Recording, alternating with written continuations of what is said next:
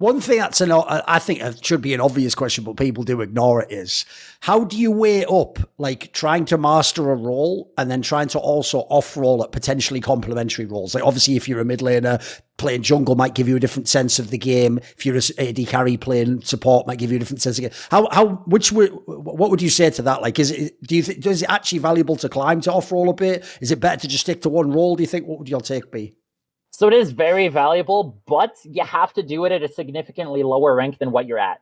Because you may be a diamond midliner, but you are a gold support player. You are a gold jungle. And then so like taking that at a significantly lower level will actually get you to the point where you can reasonably play the game. Because if you try to off-roll in your main's elo, you are going to be so far behind the curve that you actually just can't learn the game.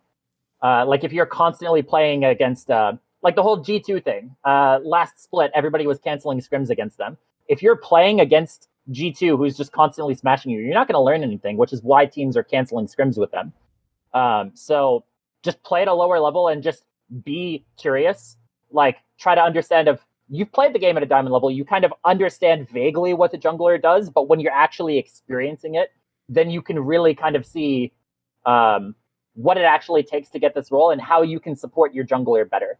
Like one thing that I noticed personally when I jungle is that I'm really good at pathing for farm and ganks, but I completely ignore objectives. Like right. I'll be ahead in kills and kill participation, all of that stuff, but I don't know how to slot in taking objectives with that. So that's a big flaw of my game, and it helps me understand what a jungler actually has to do, because there's so many different options that you have to sacrifice one to get the other. You can't have your cake and eat it too. You can't just get everything.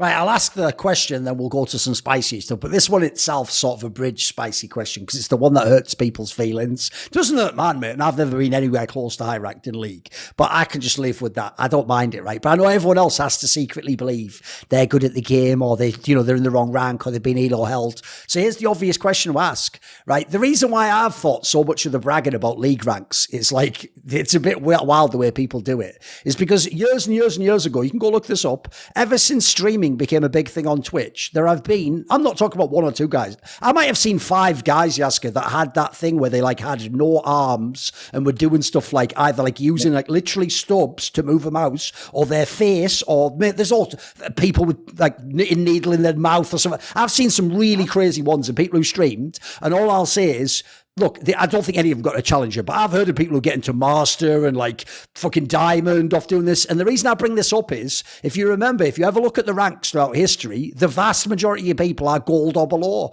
So the question goes, doesn't that imply like a lot of League actually isn't at all mechanical? It is like, I assume, decision making. Yeah. Doesn't it, in a way, shouldn't that sort of be a motivator for people who are low rank? Like if you apply yourself, you could do it too. No, yeah, absolutely. Like there's so many different ways of being good at League. There's not a single way of being a super high mechanical god. You look at, like if you're just going to take Masters Korea, you can either be Chovy, who at the beginning of his career, he was a Cassiopeia one-trick, who didn't understand anything about building, anything about wave control. Like he didn't understand the game League of Legends at all. He was just really good mechanically at Cassiopeia.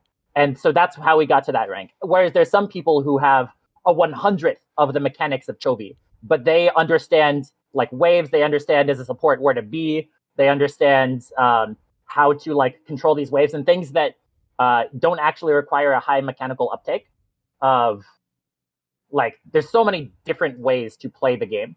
And just because you might not be good at one, don't let that be an excuse. Find ways of working around your weaknesses or improving them. Because people think that, oh, hey, I'm a bad mechanical player. Oh, I'm bad at this. You're kind of making a self-fulfilling prophecy to where you're not going to improve at that at all. And you're just going to kind of have that ego of just saying, I'm never going to get better at this. Whereas you're probably not at your full potential right now. I think that if everybody who was silver and above actually applied themselves, they could get to diamonds. The problem is that 98% of the population doesn't apply themselves, or most people, almost nobody actually fully applies themselves. So you being at gold right now is you being at gold at your current effort level, at your current level of taking the game seriously.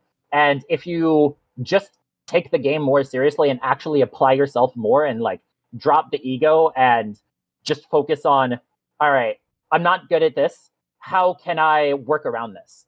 As an example, when this preseason I played on Korea from NA with 140 ping, I was disconnecting like every single game, and I got from Plat 3 to Diamond 1 with a 70% win rate, and with plus 13, minus 22 games. And with that climb, I'm playing in the highest mechanical server in the world on 140 ping. I can't play the same game that they're playing. The way that I would frame it is that out of 100 plays, there are 30 to 40 plays that I can't make because I can't pass that mechanical bar. Right. So I have to think about, okay, what are the 60 to 70 plays that I can make that don't have anything to do with mechanics, that I can take those plays that are possible, but I can't perform in that moment, and just avoid those situations and then play to these situations. One thing is just, you can apply everything that you see in pro of what players are like, and then just apply it at your level. Because pros aren't some like gods who are just different beings than you. They're the exact same thing as you in pretty much every way. They're just better at the game. So you'll see so many pro players who, like, they have this massive big weakness, but you'll notice how they're covering it up to where you might not even see it. And then when they go to a different team, then all of a sudden you see, oh, hey, there's this massive glaring weakness that the team covered for them. And that's the same thing that you can do in your own play, is that if you're not really good mechanically and you can't do a lot of those big outplays, just play Zac Jungle, right? Zac Jungle, if you just understand and build up a good autopilot of just kind of understanding where to be on the map, like what lanes to cover. You don't need to do anything that doesn't require 5 seconds of planning. Whereas if you're playing Aurelia, you have to have that 0.1 second reaction time of, this is the decision that I'm making right now. As Zac Jungle, you have 5, 10, even 2 minutes sometimes to figure out, all right, this is what I'm going to be doing. And so if you just play to what you are potentially capable of, then that'll be so much easier for you to climb.